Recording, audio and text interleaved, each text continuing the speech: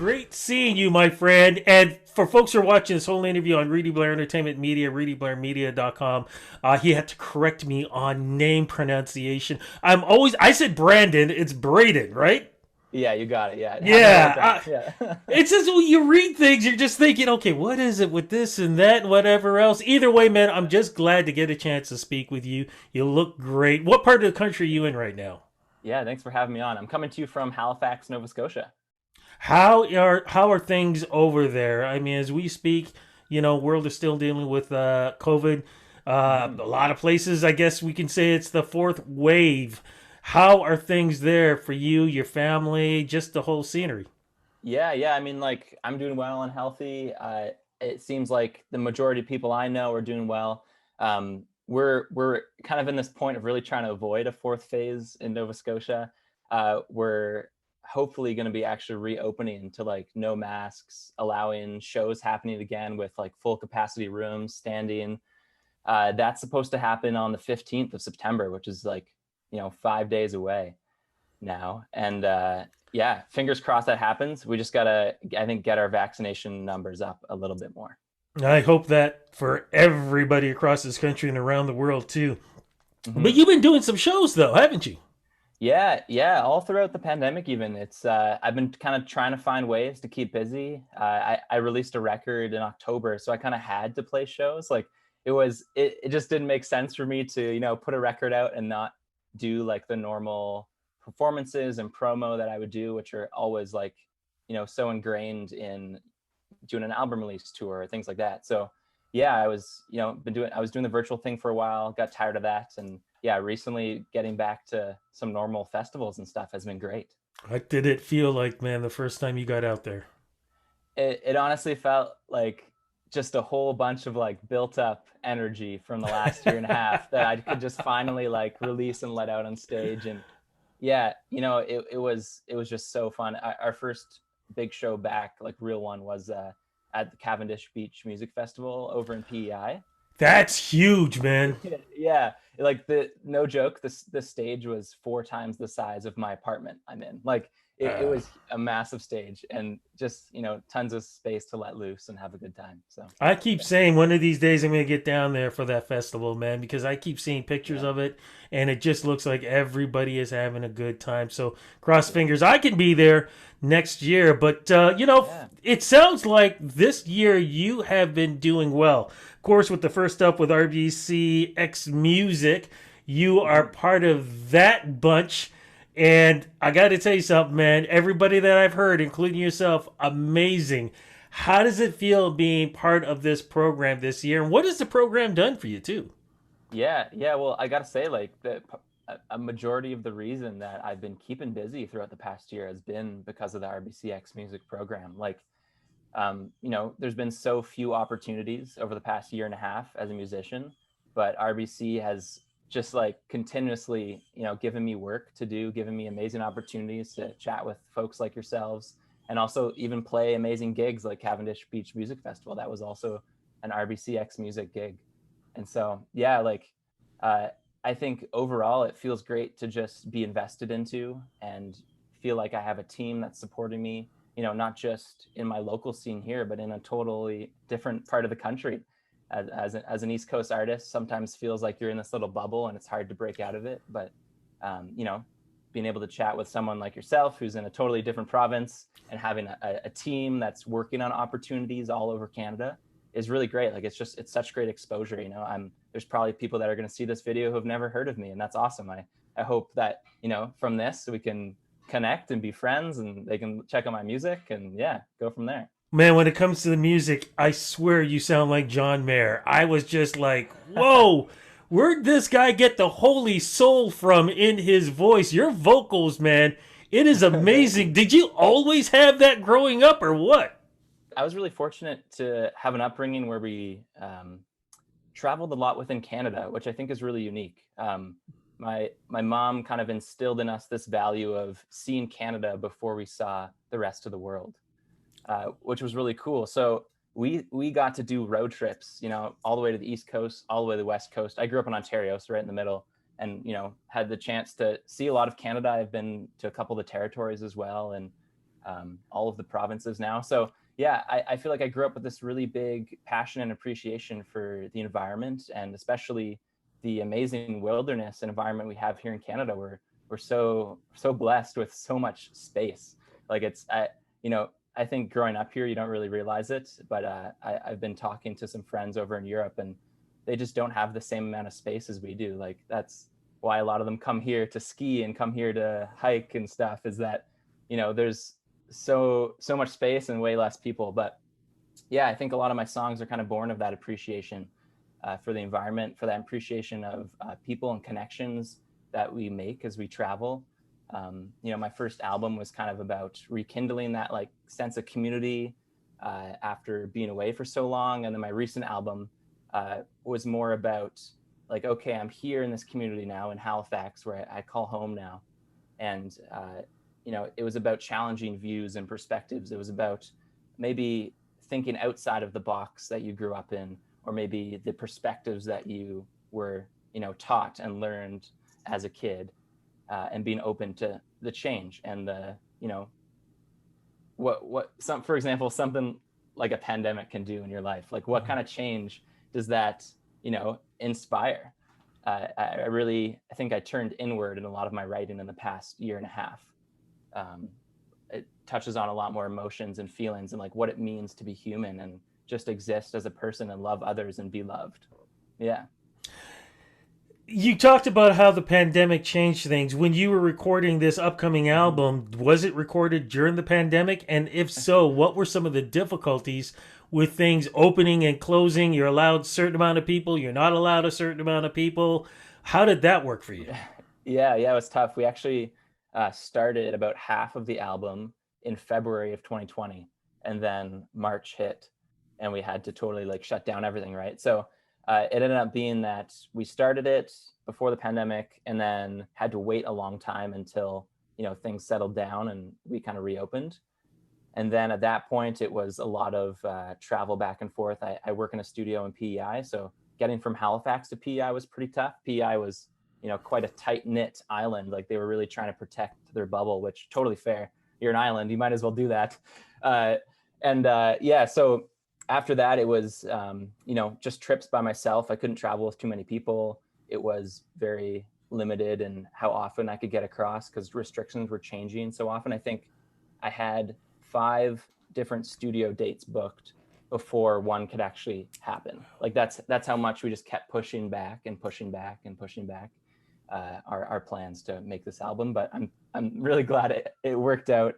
We made it happen somehow through all of that. What's the album going to feel like? What's the theme? You kind of mentioned it before, but I don't want to go back again. What's the theme behind this album? Yeah. The theme is about thinking outside of the perspective and the box that you grew up in. So it's called Inside Four Walls. Mm-hmm. And a lot of the songs touch on growth and just being open to the unexpected, being open to a change in your values and perspective, and essentially like kind of just looking at the big picture of life. I think a lot of us went through, our own sort of crises in the past year and a half. We saw the world go through so many, and we saw so many boil up that had been always there under the surface for a long time. And I think a lot of us had to have those hard conversations with family members, with ourselves. And that maybe led to a lot of inner change in beliefs. Like I know myself, I really have gone through a lot of like deconstruction in my faith and my own beliefs and, what religion means and what I want it to mean and things like that. And also had some tough conversations about the BLM movement last year with family members. And even now, talking about anti-vaxxers and stuff, like there's all sorts of continuous conversations that are happening. And I think bringing to light lots of conversations that need to be had. And my album is about kind of facing those head on and with an open heart and an open mind. You did mention you also released a single through the pandemic. What's this latest single? So the lead singles on that album were Habit of My Heart and Forest Fires.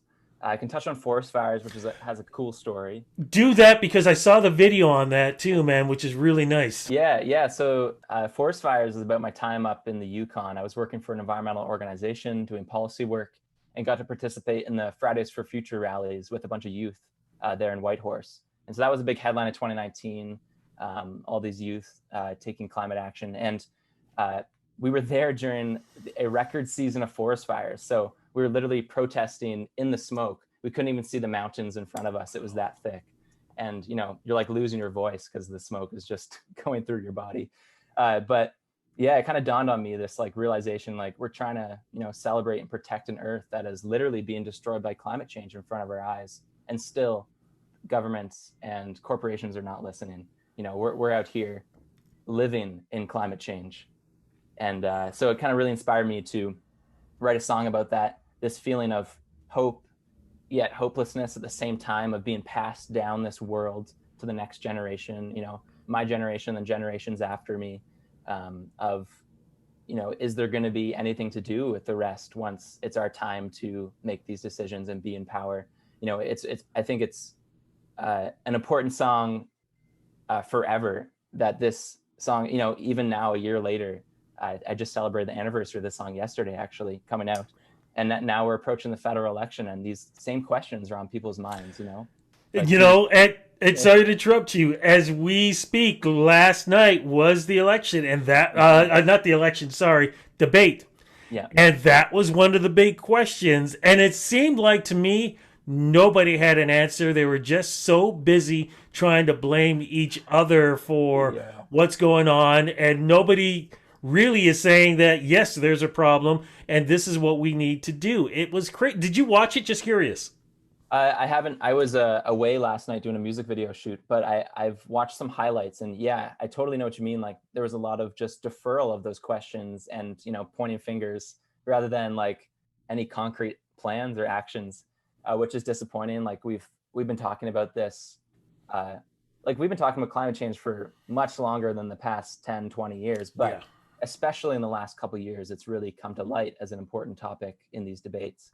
And yeah, you know, we need to see a lot more concrete action on climate change. And I really owe this song to the young people that are calling on the government to do this. There's some amazing kids out there who are, you know, so young. Like I'm talking, there were some like people in grade 5 and grade 6 who were leading these rallies in Whitehorse when I was there, and just blew me away. How knowledgeable they were about the science behind climate change. You know, they knew about policy and the different levels of government, how that works, and how they, you know, can make change. So I think anybody who is eligible to vote really owes it to these kids who aren't voting age yet to go out and vote for, you know, their future, because that's really what needs to be top of mind. Okay, so, you know, not changing the topic, but I want to stick with this because I think it's important. If you could talk to the leaders right now and give them a list of this is what we need to do, what would it be? Yeah. Oh man. I think it's hard to think of a list, obviously, but for me, it would be like, first, tackle issues of housing and getting clean water to Indigenous communities across Canada. Hell yeah. Talk about wage security and level, and, you know, getting wages up and minimum wage up. Talking about buying a house more affordable and renting, you know, add rent caps, add rent control. I think, you know, invest more into arts and culture. I think there's a lot of things that people think, oh, give me a list of what we can do in climate action, but it's actually a lot of the other things that need to be dealt with so we can deal with climate action. They're all like intersections, you know. If we invest into arts and culture, more people like me will be writing songs about forest fires and about climate change. And then that spreads a message. You know, if we invest into housing security and clean water for Indigenous communities, then those people can also find jobs in our green energy future and stuff like that. You know, like I think it's all interconnected, and those are just off the top of my head, my ideas of where we should be starting. Amen to that. I mean, I live in Toronto, so, you know, rent is high, you know, buying a house is ridiculous. And as you talked about the Indigenous communities, I wish people would go there just to see what it's like to shop in a store, to see something that would cost maybe $3 or $4 here is $25 there. It's insane. And as you said, water, we take it for granted. Definitely. When do we think this album's going to be coming out? Yeah, so the one I'm working on right now is going to be a while, because my last EP came out in October. So still like, or I guess, wow, it's almost a year ago now, which Yeah. feels like it went by so fast. But yeah, I'm working on a new album right now. It's going to be my first like full length debut album. There'll be a new single at the start of the new year, and then I'll start releasing some singles throughout next year. And yeah, lots of more cool like music videos to come. That's what we were shooting last night. And I've got a secret like collaboration coming out in the new year as well that I'm really excited to share. So yeah, some of my, you know, most favorite and best work I've ever made is you know, coming up. I'm excited to share it. Wait a minute, is that with a certain female that I saw you on Instagram with? No, this is a totally secret collaboration. We've tried to keep it on the down low so that it's some big news when it's announced. But Okay, well, yeah, all I'm gonna say is people should follow you on Instagram because there's a lot of great shots of you performing and just doing a yeah, lot of great things. You know, it's too bad you can't make it down here in Toronto. Of course, with RBCxMusic, of course, partnering with TIFF and having performances down here during the mhm. Toronto International Film Festival. Are there going to be performances up in your area that you're going to be taking part on? I hope so in the future. Like the one that just happened like literally last weekend was the Cavendish gig. Yeah. And that was great. You know, it's great to play the biggest stage in Atlantic Canada, especially when, you know, Atlantic Canada is my region where I want to be touring. But I'm also trying to get to Toronto. You know, I've made a goal for myself that starting, you know, at the end of this year into next year, I want to play a show in Toronto every single month. So if anybody's watching this and wants to play a show or hook me up, that's my goal for next year. I want to start showing up more in Toronto. I love Ontario, and I think you know, I'd love to make some more friends and fans out there. Dude, you're a great performer and a great person, but I gotta ask you, man, have you ever thought of running for office? Because you'd make a great prime minister, man. Oh, thank you. That's really kind. I think that will be my career after my music career is done. I think I have been thinking about that a lot, and you know, I love people, I love community, and I think once my music career has fizzled out, uh, you know, hopefully in 20, 25 years time, that would be a good shift in career for sure. If I'm still around 25 years from now, you got my vote because we need people like you in Oh yeah. office. And of course, as we speak, folks out there, get out there and vote. You can't Hmm. complain unless you actually have that vote checked off. So get out there and Yeah, vote. 100%. Thank you so much for this interview, man. Congratulations on everything, being part of RBCX Music, your upcoming album, music you're releasing, what you're doing for the community, representing Canada the way you do politically and musically. Man, you are definitely a Canadian we all love to salute. Thank you so much for the interview. Yeah, thank you so much, Rudy. Really appreciate it.